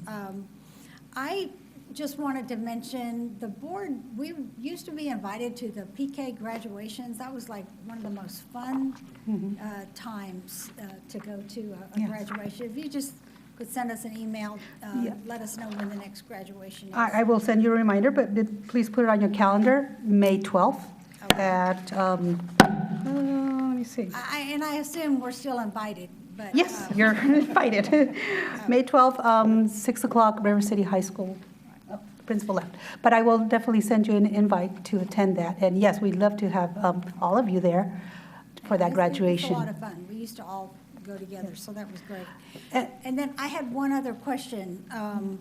Congratulations, Mr. Spalding, on the grant and on everyone that was involved in writing that with the Central Valley Foundation. My question is, obviously this program and the activities that go along with it have been highly researched and have the backing of Stanford. And I just notice our scores just seem a little, flat. So can you just give us an idea of what they're seeing in other districts with the full implementation of the A Look at Learning? What can we have to look forward to? I just don't know a lot about the background. I see your plan, but what are some of the results that we're seeing with A Look at Learning around the state or? Gosh. We go each year to the showcase, and there are a number of school districts that are involved in this. Probably the only other one really in this area is Woodland. They've been doing this for a few years too. And then a number of them in the Santa Clara Valley, in Santa Clara County. What we see over time is it does take a while to kind of take. One of the things that A Look at Learning does is it brings in a variety of different kinds of instructional protocols and a number of places to really kind of jump in. That's why you see on these different school sites, each one has kind of picked their own area that they really want to focus on. Yeah, so, they pick, whether it be, language objectives or whether it be depth of knowledge. And it's pretty much the work that's done over time that they start to see it build. We believe that some of what we're seeing in our CELT scores just in this last administration in fall, I can't scientifically attribute it to this, but I tend to think that this has something to do with that. And I think what we're also seeing, and kind of wish Rita was here too to talk about it, she's our coach with these schools, is they've gotten better and better at this. I'll give you an example of one school, Elkhorn. Really kind of took this on in a big way. They all have, but Elkhorn in particular, they went through a whole cycle of professional development and built a whole lot of their observational tools around it. And it really became not observations we a lot of times think about it as an evaluation piece, but really as an observation and coaching. So it's not just that they're getting coached by our EL TOSA, but they're being coached by one another. And they put a lot of emphasis in that. As I'm going around, this is all, this is subjective and non-scientific. I see a difference as I'm going through the classrooms, and I think you do too, and others. And so, again, we'll look towards that CELT, to improve. I mean, I think that's what we have now to really assess it. But I think from maybe a qualitative, maybe not a quantitative, but from a qualitative standpoint, I think we're seeing growth and change. The other thing I wanted to add is, at the end of this grant, one of the things we committed to in writing this grant is that we would not just continue with the ALL program, but take it to scale and take it to our other schools, because we know that our English learners are in all our schools, most concentrated obviously in the North schools, but really in all our schools, so wanting to really take this to scale. Okay, thank you very much. Remember Kirby's last? Thank you. I appreciated your conversation and all the information. And so, and when looking at the graphs, I think it's always important for us as we look at them to remember it's not as though it's one student plateauing or going up or down. These are always every year different kids and different circumstances, and it's always hard when we're talking about kids. They're not all the same, and so you can give instruction and they're all different. So, so just that we're all aware as we look at these graphs. And I appreciate having the test now in January. That seems to make more sense than fall when kids have been, been off in summer. My question to you is, since I've seen the CELT, I felt good about the CELT. I think it's a I feel it's a very valuable assessment, and I wonder how you feel now that we look at the, how do you say it, the LPAC? LPAC. So that gives me a little bit of anxiety, just because I know the SELT, and it truly has been for me a valuable assessment. Do you feel like this will be equally or more so valuable, or are there reasons for hesitation or to look at this with critical eyes? No, since it will be aligned to the new K-12 ELD standards, I think it will be a really good assessment once it's developed. And at the beginning, it's going to be paper, pencil still, and then it'll transition, based on the state, transition into some kind of computer-based and that one-on-one portion of for the listening and speaking. But like I said, right now the test is just being developed, and so it's kind of wait and see what it's going to be like. Would these students still take an SBAC? Yes. So then I guess I'm wondering the point of an LPAC. The LPAC measures their English level and their growth from year to year. But if it's aligned, so for example, based on what I've seen of the assessment, you're asking young children questions about vocabulary, about day-to-day activities, things that aren't necessarily the standards, and that's why I felt it was so valuable. So my only question, so if the LPAC is aligned to these standards and the SBAC is aligned to the standards, I guess I'm not seeing how they're different. How will they be different? Do we know yet? Maybe we don't know. Well, I think one of the things that I keep doing this. There's that whole oral and listening portion of it, so that's a piece that we're not going to get through SBAC. Okay. The other thing about the ELD standards, and it's really kind of always been the case, is they're really developed in a way to really be developmental. And when you kind of look at those ELD standards, it looks like it was written by a linguist, or it was written by a number of linguists. But so I think as a developmental test and really look at, how well they're doing, I think that helps. If you compare kind of the current situation, the CELT versus the CST, and maybe this is probably the best way to make an analogy. The CST really talks about, kind of the reading and the writing piece, and, not so much the listening, the speaking. And it's really kind of the English level here for, for what typical students who are English speakers, native English speakers would have. Whereas CELT, and I think LPAC will be the same way, is really designed to kind of more minutely measure the levels of progress and to get you to be able to kind of pinpoint where the issues are. I've always found in administering the CELT, and my wife administers the CELT actually to all her students, she's able to determine what they need right away. That's the one advantage of the October, is that before she gets her results, she knows what she needs to do. And so I think that it's just more of a microscope, I guess is probably the best way to put it as an assessment. Okay, so we'll hope that this is as good. I hope so. I think so. Yeah. And then could students take this test if the district wanted to early in the year, but have it not be the official scores? I think that is good question. Okay. I don't know that one, but I think the window is set already for those 4 months after January. So it's set by the state. It's just like the SBAC has a window that students are supposed to take it. The LPAC will have a window where the students can take it during those 4 months. Okay. So, yeah. Okay. And then I just wanted to also say the home liaisons have been really, really incredible. When I went to Elkhorn, I just hear at the schools what a difference they're making in terms of that outreach and that connection with those parents. And I know that they're essential to meet the needs for the schools. And so really appreciate the social workers and that whole network. So thank you, and thank you for bearing with my questions of testing. Good questions. I want to thank you for a great report. It looks like we're going in the right direction. And for me, I'm always concerned with the parent involvement. And so do we have any idea, just a rough estimate of maybe how many parents are participating in the PK program this year? Okay. And the Spanish one has 20 parents right now. I'm sorry, 20? 20. Okay. The Russian has 12. Okay. And the English has 15 parents participating. Oh, good.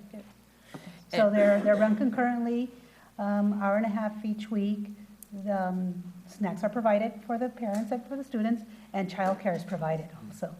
It is being held at River City, but it was advertised through all of our schools. So it's not only limited, to River City parents, but to all. I'm a 2-year graduate. I went twice.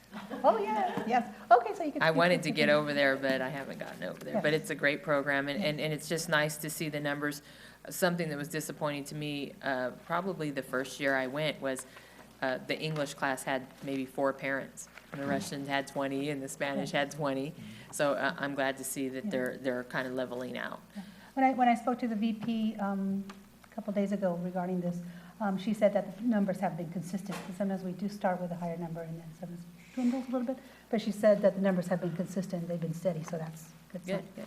And as far as the forums and the parent committees, do you find parents are participating? Yes, to various degrees. The ones that come are able to come for various reasons. Sometimes they can't, but they have input, they have questions, they have concerns that they always share with us. So yes. Great. Any more questions, comments from the board? Thank you. Are you both here for item number 3 also? Yes. The English Learner just Summer School Program? Yes, okay. Oh, there it is. Okay. So we're excited to be bringing back summer school after 4 years of not having a summer school. This year, we're starting with our EL Learner Summer School, and we look forward to expanding summer school programs through LCAP for many more students in the next years to come. We hope that the EL Summer School that we have planned for this year will be a model of summer school programs to come. We're planning a highly engaging project-based learning experience for both teachers and students. Our focus will be on expanding the work we've done with ALL, the learning cycle, fostering language production through STEM and VAPA projects, using the ELD standards, and incorporating professional development daily. Summer school is going to be held at Westmore Oaks, June 15th to July 9th. It's going to be Monday through Thursday, 8 a.m. to 12 p.m. for the students. The teachers get additional 1.5 hours that I'll speak to in a little bit. We are anticipating approximately 180 students to attend. We're going to have 1 newcomer class in grades 1st, 2nd, 3rd, 4th, and 5th. 1 newcomer combined class for 6th through 8th grade students. Lately, we've been having a big influx from students from Afghanistan, Pakistan, all of those countries. So we've wanted to have a class targeting those newcomers.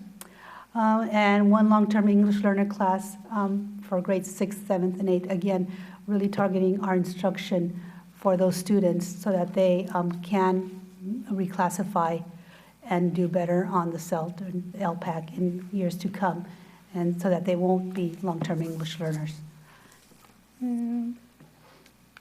Okay. Again, the teachers will be staying additional 1.5 hours daily for professional development, for collaboration, for coaching, for planning. And then during the day, we will have an EL TOSA working with them on team teaching or visiting each other's classrooms, talking, whisper coaching, all of that. And again, using the ALL cycle of planning, teaching, reflecting, applying what they've learned in a constant learning cycle. It's going to be project-based summer school with thematic instruction. Our vision is to have a energy, natural resources theme, tying it into with some of our other collaborative agencies such as SMUD or PG&E or Optera, the solar company that we work with, to bring in that and tie it into our STEM. And again, we're going to focus on oral and written language productions, focusing on STEM, and then VAPA projects to make it engaging, fun for the students in the classroom and have a outside the classroom learning environment for all of those students. So we're looking forward to an exciting summer school. We're very excited, and we again invite you to come and visit us during this summer and enjoy some time with our students out there during summer school. So, thank you. Questions? I'm so excited. Is food included with summer Yes, school? students receive breakfast and lunch, and the students will be, we will have a bus at the neighborhood schools bringing the students to Westmore Oaks, because we know that some students, parents have, issues or work or different things. So we've working with the summer school busing and staffing to have buses at the home schools to bring school students to Westboro Oaks. And we selected Westboro Oaks as kind of the central school for the district so that we could get students from all of the schools to come there. So how is it decided what 180 kids get to go? Do you, do you have yes. more than that, or a teacher Well, recommendation? again, we can staff a maximum about 24. So we're assuming about 20 students per class. That's where I get the numbers. And yes, it is very kind of targeted because of newcomers. So for the newcomers, we go by their U.S. school enter date. For the long-term English learners, long-term English learner is defined as a student who has not been reclassified after 6 years. So we start with our sixth graders on, and we look at their, again, U.S. enter date, and that is our criteria for selecting our students. So yes, unfortunately, it's not all the students, but it is very targeted because we want to really target that intervention, that instruction to those students and meet those students' needs, the newcomer and the long-term English learners. Thank you. This feels magical for this group, and I hope Yes. it can be expanded in the future. Yes.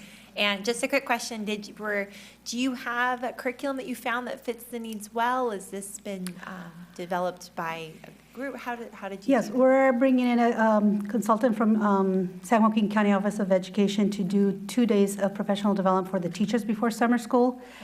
And then we'll work with her to develop curriculum, theme-based on our theme that we worked on. And then, yes, look at resources to bring in the curriculum. So in a way, we're going to be developing the curriculum for the summer school, very specific, very targeted to the students' needs.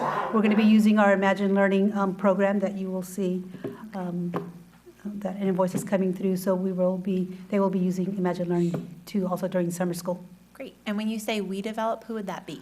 Oh, we're going to be developing that with the San Joaquin County Office of Education consultant. The teachers that will be part of the summer school. Okay, good. And that's where it comes in, I guess, all the professional development. Yes, that 1.5 hours. Good. That's going to be all of that. So they don't have to go home after teaching summer school and do No. work at home to okay. Yes. All right, Yes. thank you. That's all. Board Member Lehman, any questions on that? Board Member Alcala? No. Well, this is exciting for me too. I'm excited that we can bring back summer school, but I do have a question. The funding, if I have it correct, is it coming from the concentration grant? Is that where the funding is coming from, summer school? It's going to be multiple funding, Title III, LCAP, yes, professional development funding. So we're multi-funding summer school. Because I was looking at the previous slideshow and it said it was concentration grant funded is generated by the English learners, but is that to say that non-English learners cannot participate in the summer school? That is our plan for future years, that we will develop and implement summer school for many other students in the coming years. What if we don't have 180 English learners? Are there other students that can participate in this? I mean, I know we'd like to have 180 students. It's my hope we can have, but say if we only get 150, are we not going to allow 30 non-English speaking students to go, or? I just want to clarify, we're using primarily Title III funds, which really are for English learners, and some Title I. So the idea these are really specific kinds of activities, for English learners, particularly the ones that have been targeted, both newcomers and long-term English learners. What we want to do is in future LCAPs, expand this and have those other opportunities for things like credit recovery and, math, like algebra readiness and those kinds of things. But this one really is primarily paid for with Title III funds, which is, on behalf, it's So federal what is funds for the concentration grant paying for? That's paying for a number of the other things that she went through in her earlier presentation, things like homeschool liaisons, coordinator of English learners, English learner instructional specialists, a variety of things that we do all year long. Because my concern does, and I've gotten it from parents, let me say English speaking, that we don't have summer school for them here in our district. So I thought the concentration grant was just the funds were generated by our English learners, but it's open to everybody under that fund. Well, it's primarily what's supposed to happen with supplemental concentration and LCAP is it's supposed to really, as much as you can, try to follow the students that generated the funds. That's not to say that we can't, ultimately offer a summer school program, and we're looking right now in the LCAP planning for next year to actually expand on this, to be able to do this. But this is where the funding is now, and as you can see from our presentation, this is where the greatest need is now. So that's why we've targeted So any for this suggestions year. to parents? Hang on till next year. We know that it's important, and we've heard from a variety of people, and so we're very, very serious about putting that into future years. Okay. Yeah, and we have more than enough English learners by grade level we even have too many that won't even be able to qualify because of the limited number of spaces that we have, so. Good, thank you. Item number 4, the WUSD employee fees for the City of West Sacramento Recreation Center, the membership. Is that Dr. Gillian? Yes, just real quickly, I want to point out that the City Council recently approved this concept and is offering the benefit to our employees that would like to participate in the rec center by, in essence, the district would pay half of the membership for those people that want to take advantage of this. And the cost to the district would be capped at $4,000 per year. That would cover the cost of 20 employees, but the city will welcome more. This is basically just to test the waters and see if there is interest. The city feels that this would be a single member or a single employee membership, and the city is believing and anticipating that perhaps some employees will sign up for a family membership, and that would offset some additional costs for the city. But we think it's a wonderful way to address the interest of the board to provide rec center access at a fair rate, and I think it's good in the sense that it would demonstrate, I think, a commitment on the employee's part that they would have some out-of-pocket, if you will. That might be more of an incentive to get there and use it. So we're hopeful that this would be satisfactory to the board. We'd like to move forward with an MOU with the city. I would just like to thank the whole board, because I know when I was going to the 2x2, we opened it, and I think even before I was on the 2x2, we had the discussions, and I know now Katie and Sarah Yeah. have implemented. So, I mean, it became a full board versus, not versus, but working with the city, and so I was glad to see that we were able to come up with something. My only question is, how are you going to, advertise it if there's just a few memberships available? Because you can't over-advertise it. Actually, there is That's no my limit. concern. I'm sorry if I didn't make that clear, Mrs. Leland. There is no limit on the membership. It's just in terms of the actual cost for the district is capped at $4,000. The city will accommodate any number of employees that want to participate. So if there's a surge and a considerably higher number, I'm sure we'll be talking later with the city about maybe adjusting the cap, if you will, but they're committed to providing this district-wide. So there will be no limit. That sounds great. We'll see what the interest is and then reassess that later. Okay. Again, as I mentioned, I think if once we go beyond the 20, they're hoping that some of the employees will invite their entire family, and that would generate more revenue for the program. Is that clear? Clearer? Very Okay. good. Thank you. As a rec center member, I invite everybody to come with me to work out every morning, and there are a lot of school district employees that do use the rec center. So we've actually worked on this. Sarah and I were so excited to make this, and Dayton, thank you for working with the city to get this agreement in place. I think it's a great asset of our community, and great that the city is willing to work with us.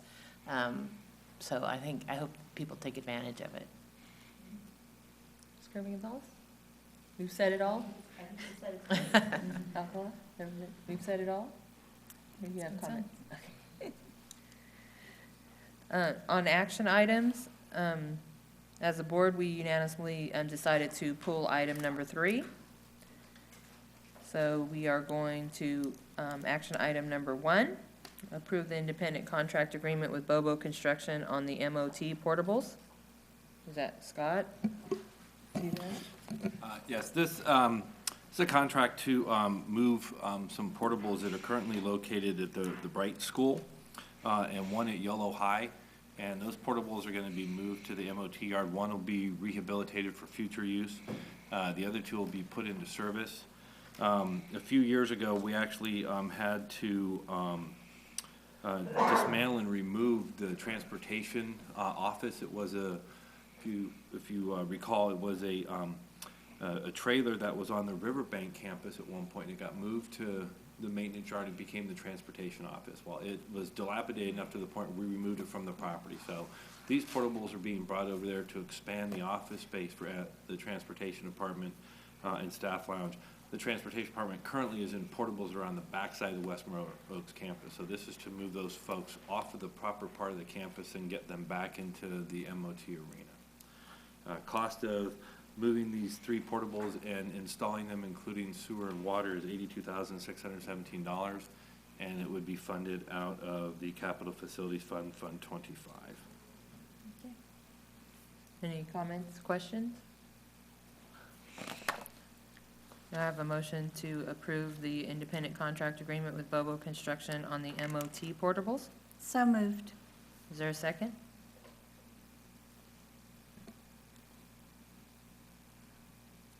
I'll second. All those in favor say aye. Aye. Action item number 2, to approve the independent contract agreement with Bobo Construction on the district office portables. Similar to action item number 1, this is, continuing to move portables around and maximizing the facility space that we have. There's a couple of portables that are seen in the, I believe it is in the northwest corner of the district office parking lot, or it's the southwest corner, and they're going to be relocated to the northwest corner. They're currently not being used. We're going to remove one of the portables from the Bright campus that is currently not being used, is not part of the rehabilitation of that campus, and we will repurpose them for a book storage room, an IT storage room, and a VI program storage facility. The cost to relocate and install these portables, including sewer, water, and electrical services, $158,216, and again, is funded out of the Capital Facilities Fund, Fund 25. Any comments or questions? Have a motion to approve the independent contract agreement with Bobo Construction district office portables.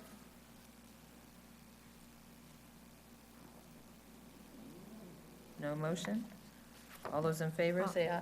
I'll make a motion. I'll second. All those in favor say aye. Aye. Aye. All those opposed? Item number 4, the first read to approve Board Policy 6162.51, State Academic Achievement Test. We've had requests from the board in previous weeks about looking at the opt-out policy and what that affords for students in a situation where their parents have asked that they be exempted from state testing. And so in looking over those policies, we found that our policies really needed some work and some updating. So we have drawn from California School Boards Association for some sample policies in this area, and we have updated the entire policy, bringing it forward regarding just the administration of state academic achievement tests. We added a particular, we use mostly their language, and their language is derived mostly from Ed Code. I think they try to express Ed Code in a way that the board can have a policy that's localized but still fully in line with Ed Code. The one sentence we did add, because there was a concern that students who were not participating in the assessment were not necessarily participating in a really meaningful activity, or might have even felt like there was something kind of punitive about their not being involved. So we added some language that said suitable academic and standards-based alternative assignments or activities shall be provided to students exempted from state assessments. So what we bring forward tonight is this as a first read. As you know, when we bring policies forward, there are 2 reads before it's approved. So in approving this action tonight, you're not really approving the policy, you're approving the first read. And then we would bring it back the second time, unless there were other kinds of things that people want to do, revisions and such. Any comments? Ms. Kirby-Gonzalez? Okay.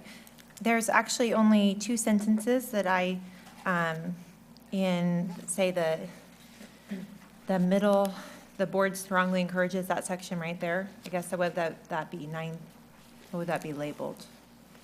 9321 dash? No. We could probably just call it the middle paragraph. Okay, thank you.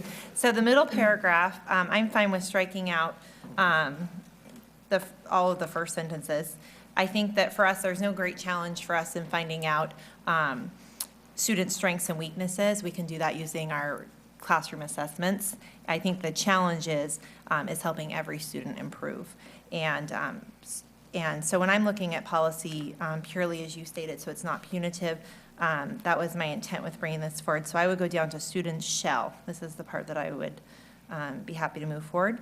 Students shall be exempted from participation, and then I would strike out only, and then put in accordance with law and administrative regulations, and then the last sentence as well. Those were the two I was looking for, so thank you. May I ask just for a clarification? I'm just thinking of that word shall. I'm wondering if students may be exempted from participation in accordance, because shall almost says that they will be, and I think that maybe still keeps to the law that allows this to happen, but normally they would take the test. Does that make sense? Yes. And what is the in accordance with the law and administrative? Would it just be with parent letter? What would that look like, or guardian letter? Correct. What they would do is they would submit a letter asking for the students to be exempted. And basically what this language states is there are laws that allow students to be exempted by their parents from state testing. And so the shall, it's strong language, but I think if it were to say, when you take out the preceding language, the shall, and make it, or when you take out the only in accordance, I think if you use may as opposed to shall, that still is faithful to the law regarding the fact that students can be exempted and should then have those suitable academic activities in its absence. Okay. And then for me, also when looking at the first paragraph, I would strike out and may be used to promote high-quality teaching and learning. Strike that out? Mm-hmm. Okay. I'm sorry, where's that? That's in paragraph 1. Second sentence. Sentence 1, but in the second line, and may be used to promote high-quality teaching and learning. Okay. So it would end at academic standards. Yeah, it would end at academic standards with the period there.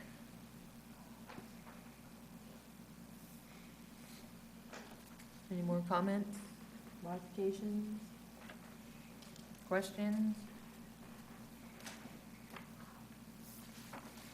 With those modifications, can I get a motion to approve the first read, approve the board policy 6162.51, the state academic achievement test? So moved. Second. All those in favor say aye. Aye. We are on to the consent items. Do I have a motion to approve the consent items? So moved. Is there a second? All those in favor say aye. Aye. Aye.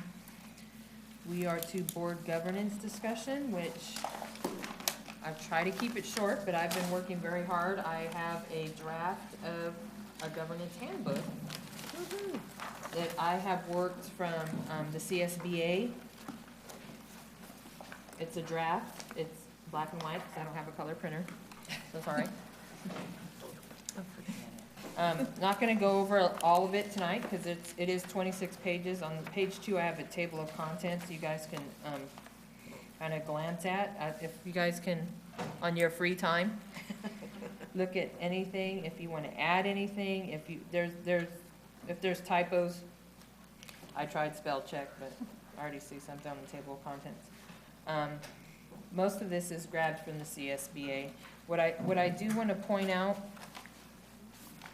is on page 12, under structures and processes to support effective governance. There's protocols to support effective team governance, and it has a name, issue, principles, and protocols. If you can think of any issues and protocols and principles, if you can fill that in, and we can work on those together.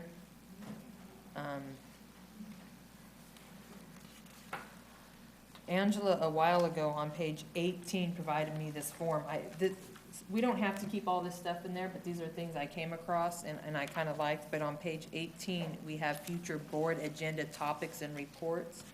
I don't know if it's something that we could start using and filling out It asks what kind of topic or report you want to hear about on future board agendas.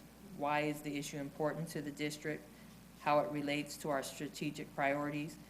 And what is the suggested board meeting date for this item? So if we can, instead of just maybe at the end of each board meeting saying, we'd like to see this, if maybe we could start using this form and actually giving it, to staff. It better give them an idea of what we're looking for. Just a suggestion, if we don't want to use it. Would you want to see this as board president? So one to you, one to staff? Yeah. One to, Yeah. I think it will help give guidance to what we're looking for. And we talk about it publicly, right? Yeah. You're talking oh, we about do talk, okay. Yeah, bring Okay, it, so still bring it in, public. but these are the questions that I think we should have. Answer Yeah, before. yeah, not just say, I'd like to see, a report on this, and then they have to guess when, what, and how. So it's just a suggestion, if you have. Can we start tonight? And then on page 19, something that I've talked about, I know Mary talked about, is a self-evaluation for our board. I attached one that I found on the internet and I thought was really great. It looked like colleges had used this. But I also found one on CSBA and I had Angela order it for us.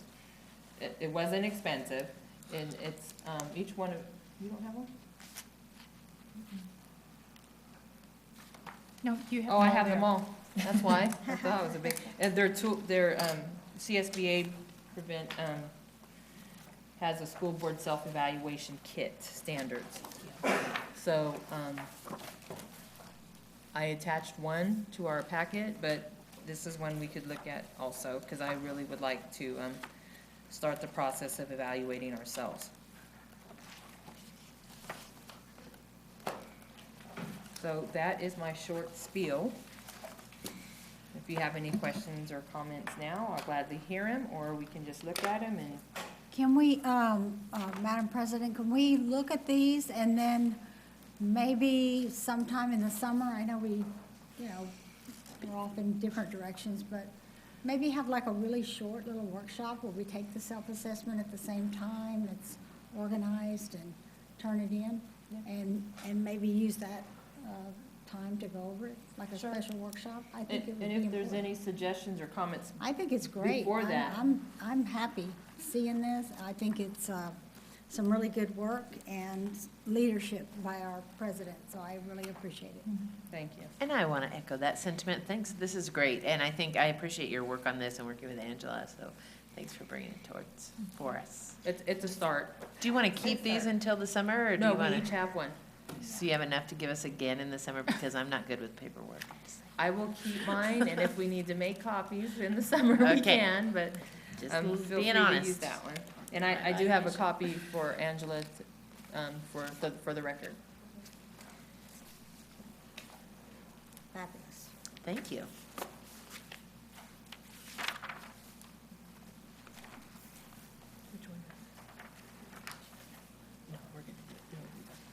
Okay, so we are down to future board agenda items, and we do have items 1, 2, 3, and 4, the student enrollment update in April, the Bright Park development in April, anti-bullying update in May, and the draft of the LCAP and LCFF in May.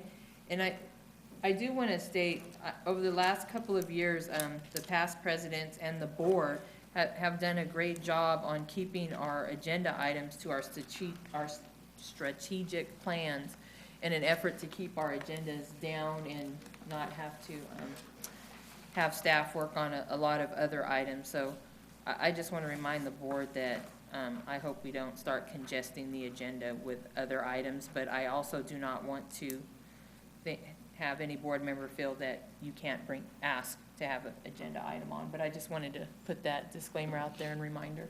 So with that, is there any future board agenda items that we'd like to see? I have a question about an update. So I don't need to be a board agenda item at all, but I forgot to ask. So publicly, I know that there's been a movement for Riverbank play structure to help and rebuild. And so maybe if we could get just a little blurb update at some point in the coming days about what's happened, and if there's ways that we can encourage community members to get involved if there's any more help needed, that would be great. I saw something on Riverbank Elementary's website that looked good, so. Thank you. Could I comment briefly now? Yeah. Sure. Since we had a meeting just today, in fact, with a couple of our friends from the Broderick Roadhouse Grill, and they're very enthusiastic about heading a campaign. It's going to be a family, we're going to call it a family community recess at Riverbank in May, late in May, and it's going to be a fundraising barbecue on the campus. And they're very excited, so we're working on a flyer right now that'll be ready within the next few days. We received a commitment from Game Time, I think is the name of the vendor, that did the initial installation, and they're going to donate $20,000 in materials to this project. That will help the insurance company more than it will help us, but that's okay, it helps. And, but the fundraiser, I think we're not going to have any trouble making this. We've got a lot of people lined up already knocking on the door, so we're very optimistic. We think probably a 90-day project to get this done. So by the time the kids return, you know, for next year, their play structure will be intact. So very, very grateful for the community interest in this and the number of people that have come forward. And I'd just like to say thanks to the district for being so nimble and flexible to be able to accept those donations. That's important to have that too. Thank you. Check that off your list. Thank Yeah. you. Yeah. Woohoo. Any more future board agenda items? Send them to you. Thank you. With that, do I have a motion to adjourn? So moved. Second? I'll second. All those in favor say aye. Aye. Aye. Thank you very much.